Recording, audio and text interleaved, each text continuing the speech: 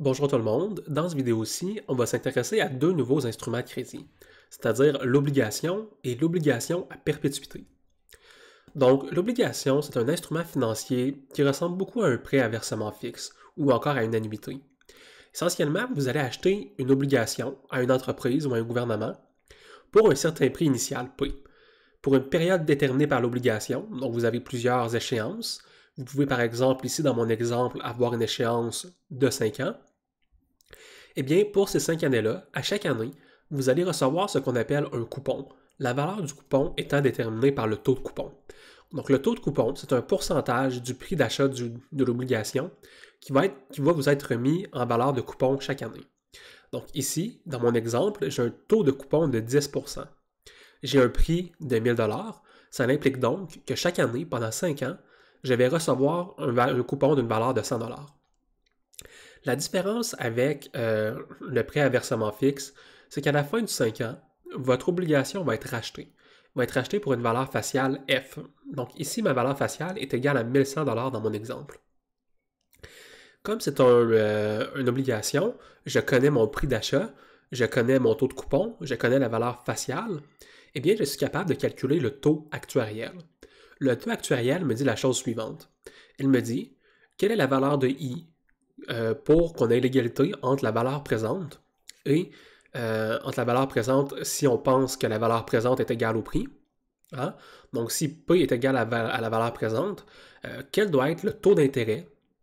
Quel devrait être le taux d'intérêt pour égaliser les deux côtés de notre équation? Ici, mon taux actuariel me dit que le taux d'intérêt devrait être égal à 12,55%. Donc, si le taux d'intérêt est inférieur à 12,55%, si vous êtes sur le marché là, et que vous voyez, vous, le taux d'intérêt, c'est 5%, pas 12,55%, qu'est-ce que ça veut dire? Ça veut dire que la valeur présente de votre obligation, VP, va être supérieure au prix d'achat auquel vous l'achetez. Et donc, ça va vouloir dire, c'est un signal qui vous dit, achetez l'actif, achetez l'obligation, parce que la valeur présente de l'obligation est supérieure au prix d'achat.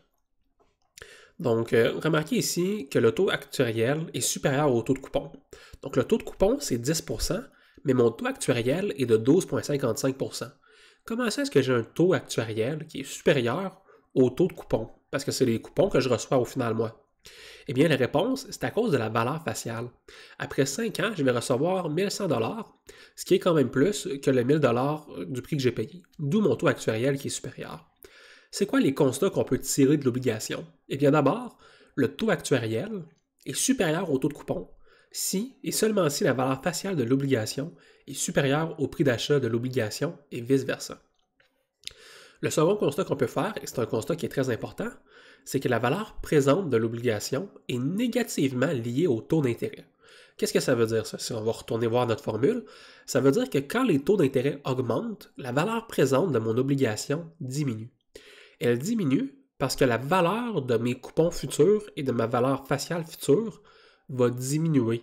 Elle va diminuer parce que ça m'aurait pris moins d'argent investi aujourd'hui pour aller chercher ces mêmes montants-là. Parce que le taux de coupon, lui, ne change pas. Le taux de coupon ne varie pas avec le taux d'intérêt. Donc, les paiements que je reçois restent les mêmes, mais mon dénominateur dans mon équation, lui, augmente. Donc, forcément, ma valeur présente doit diminuer.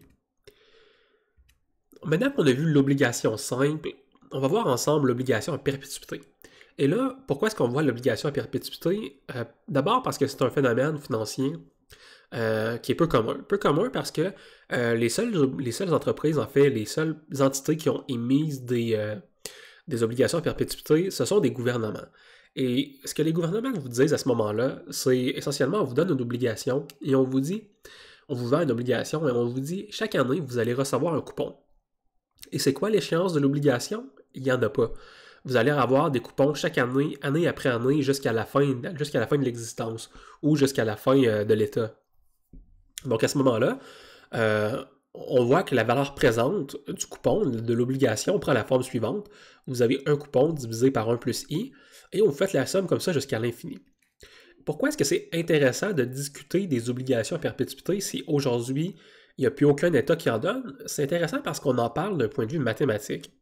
Donc, on se souvient ici qu'à l'équation d'obligation et au calcul des taux d'intérêt sur les prêts à versement fixe, les annuités essentiellement, on se rappelle qu'on n'est pas capable de calculer le taux d'intérêt. Pourquoi est-ce qu'on n'est pas capable de calculer le taux d'intérêt? Eh bien, c'est parce que mathématiquement, on n'est pas capable d'isoler le terme de i lorsque cette équation-là ici est finie. On n'est pas capable d'isoler i et donc de trouver un taux d'intérêt. On est obligé de le faire de façon numérique, par estimation et par approximation. Ceci étant dit, quand on pousse notre perpétuité, notre obligation à perpétuité, là, on est capable d'avoir une estimation convergente du taux d'intérêt. C'est-à-dire qu'au final, les derniers coupons, si vous allez dans 150 ans, dans 170 ans, dans 200 ans, ces coupons-là, essentiellement, ils ne rapportent plus rien. Donc, parce qu'ils ne rapportent plus rien, on est capable d'en déduire que notre rendement va converger. Et il va converger vers l'équation suivante. Le taux d'intérêt va être égal au coupon. Donc, pas le taux de coupon, le paiement qu'on vous donne à chaque année, divisé par la valeur présente, ou c'est-à-dire plutôt ici le prix d'achat de votre coupon. Et donc, ça vous permet de calculer le taux actuariel de votre obligation à perpétuité. Comme je le disais, les seuls gouvernements qui ont émis ça, c'est des gouvernements, d'abord c'est des gouvernements étatiques, donc le gouvernement de France en a déjà émis. Ces obligations-là sont valides à perpétuité tant que l'État existe. Donc, tant que l'État français existe, les détenteurs d'obligations à perpétuité vont pouvoir récolter leurs coupons.